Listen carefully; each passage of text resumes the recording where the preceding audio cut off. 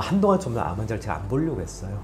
우리가 이제까지는 암 환자한테만 집중을 하고 있고 그것만 바라보고 있는데 사실은 암 환자 본인보다도 더 힘든 거는 암 환자분들 가족입니다.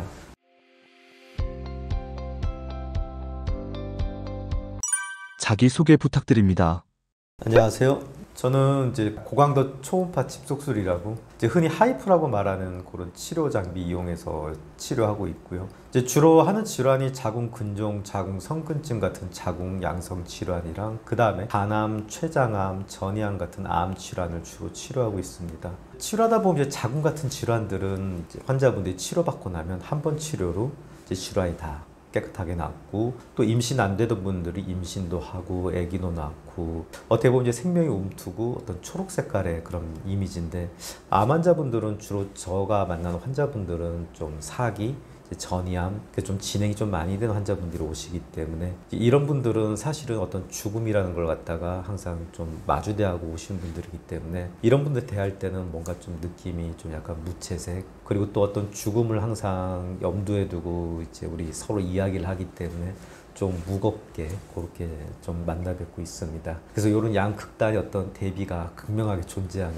그런 진료실에서 일을 하고 있습니다. 사기암, 말기암 환자들이 특히 많이 찾아오는 이유가 있나요?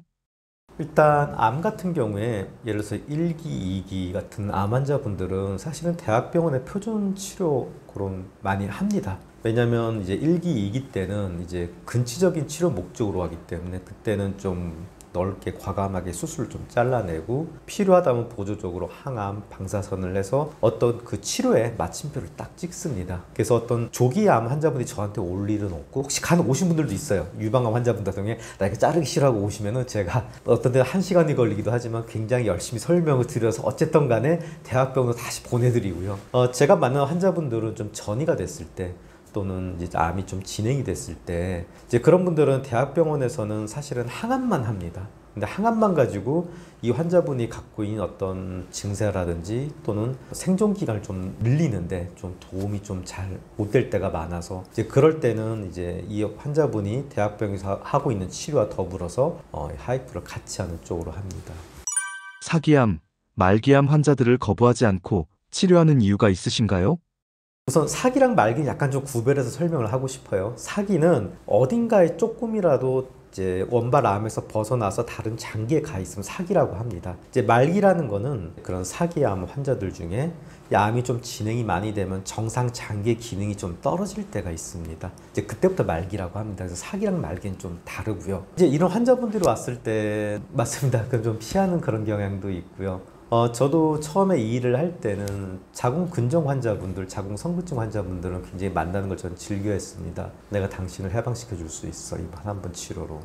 굉장히 자신감 있고 볼 때 굉장히 야, 한 번 치료 꼭 받아, 잘 돼, 이런 마음가짐인데요. 암 환자분들을 만나 뵐 때는 좀 처음에 피했던 것도 맞고, 저 개인적으로도 아마 동생이 암으로 좀 죽은 경험이 있어서 한동안 좀 더 암 환자를 제가 안 보려고 했어요. 그러다가 한 10년이 좀 지나고 나니까 이제 저도 좀 편하게 볼 수 있고, 또 암 환자분들이 갖고 있는 어떤 문제점들도 분명히 해결해야 될 게 있습니다. 말기든 어떤 사기든 그 진행 단계에서. 그 다음에 이제 암 환자분들이랑 얘기할 때 이제 좀 가장 많은 시간을 할애하는 부분이, 암 환자분들 특히 이제 어떤 전이암, 사기, 어떤 죽음을 좀 머릿속에 이제 염두에 두고 바라보고 있을 때는 좀 마법적인 치료를 좀 추구하는 경우도 찾고 있는 경우도 있습니다. 근데 또 현실이라는 건 또 분명히 한계가 있습니다. 그런 한계 상황이 있기 때문에 환자분들과 얘기할 때, 환자분들 보호자분들과 얘기할 때 진료실에서는 제가 뭘 좀 신경을 제일 많이 쓰냐면, 환자분이 갖고 있는 어떤 그 기대치랑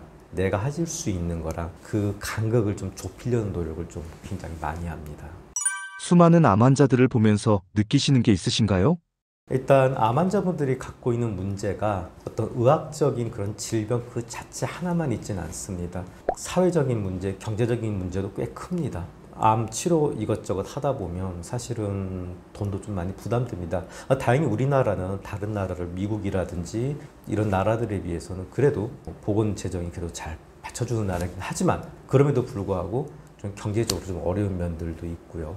병을 좀 길게 갖고 갈 때는. 그 다음에 어떤 심리적인 문제도 당연히 좀 있고, 그 다음에 어떤 종교적인 문제도 있습니다. 왜냐하면 죽음을 갖다가 앞두고 바라보고 있기 때문에 어떤 삶과 죽음에 대한 질문도 항상 갖고 있기 때문에 어떤 거기에 대한 답도 해줘야 되고, 그래서 어떻게 보면 의사가 어떤 암 환자분들한테 해줄 수 있는 거는 그 중에 일부분인 것 같습니다. 그 다음에 한 가지 좀 더 제가 말씀드리고 싶은 거, 특히 어떤 의료계라든지 정부에 말씀드리고 싶은 건, 우리가 이제까지는 암 환자한테만 집중을 하고 있고 그것만 바라보고 있는데, 사실은 암 환자 본인보다도 더 힘든 거는 암 환자분들 가족입니다.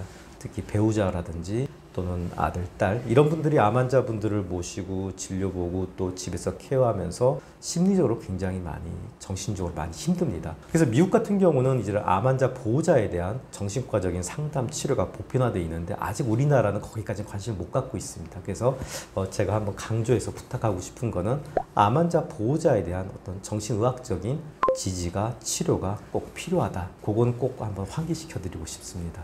일단 저도 암 환자 보호자 역할을 해봤었고, 그 다음에 이제 암 환자분들이랑도 얘기를 하지만, 되게 암 환자분들이 병실에 들어가 있거나 시술 준비하고 있을 때는 또 보호자분들과 얘기를 많이 하는데, 되게 보호자분들이 많이 피폐하고 힘들어합니다.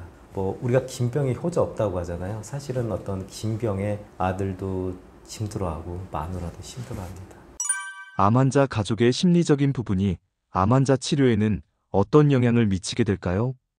우리가 보통 이제 옛날에 저도 레지던트 때 교수님들이 저희들한테 하는 말이, 야, 너희들 환자 한 번이라도 그냥 더 들여다보라고. 그냥 너희들도 이제 집에 가서 꽃 키우다 보면 그냥 한 번이라도 왠지 더 들다 보면 꽃이 더 잘 피고 안 시들지 않냐고. 환자도 마찬가지라고. 이게 저도 암 환자분들 보면, 특히 이제 좀 장기간 치료가 필요하고 장기간 치료하시는 분들 보면, 그런 보호자분들의 어떤 밝고 적극적인 지지가 있는 분들이 훨씬 더 오래 살고 잘 버팁니다. 뭐 좀 극단적인 얘기일 수도 있는데요. 제가 레지던트 때 경험해봤던 얘기인데, 한 50대 남자였어요. 제가 수술 동의서 받으러 이제 갔는데, 그날 좀 저녁 늦게 갔는데 좀 썰렁하더라고요. 환자 혼자 있고 병실에. 동의서 받는데 왠지 되게 느낌이 쎄한 거예요. 환자는 되게 밝고 적극적으로 막 이렇게 저한테 얘기를 하는데 되게 느낌이 쎄했어요. 그래서 막 뒤통수 뭐 잡아 당기는 것 같고. 다음날 수술방에 이제 저도 같이 들어가게 됐어요. 근데 이분이 좀 약간 알코올 중독기가 있었어요. 그러다 보니까 피검사상에선 괜찮았지만 간이 좀 약간 간경화기도 있고 해서, 그러면 이제 그 장에 그런 정맥들이 좀 많이 늘어나 있어요. 이제 대장암 수술이었는데, 참 술 많이 마시면 대장암 잘 걸립니다. 그래서 이제 대장암 수술하고 막 하는데 이 정맥들이 두두둑 뜯어졌어요, 수술 중에. 근데 보통 같은 경우에 지혈이 잘 되는데, 이게 알코올성 그런 간질환기가 있다 보니까 정맥이 늘어난 게 이게 지혈이 잘 안 되고, 사실 동맥은 찢어지면 이제 동맥벽이 단단해서 잘 꼬매져요. 근데 정맥벽은 잘 못 꼬매지거든요.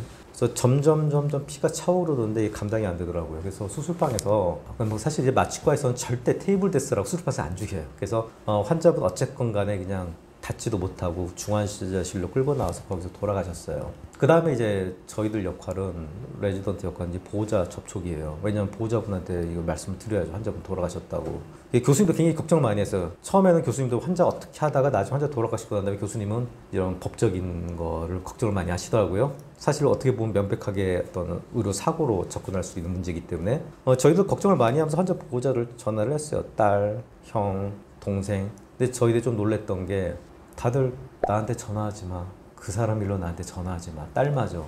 그래서 느낀 게, 이게 뭐 꼭 과학적이고 의학적이진 않을 수도 있지만, 뭔가 가족들의 어떤 따뜻한 지지가 있으면 뭘 해도 좀 잘 되고 오래 살고, 뭔가 가족들 간의 어떤 그런 단절이 있으면, 이게 뭔가가 좀 안 풀리는구나. 꼭 그게 과학적이진 않더라도 좀 그렇구나라는 걸 그때 어떤 좀 기억에 많이 남는 일화였었습니다.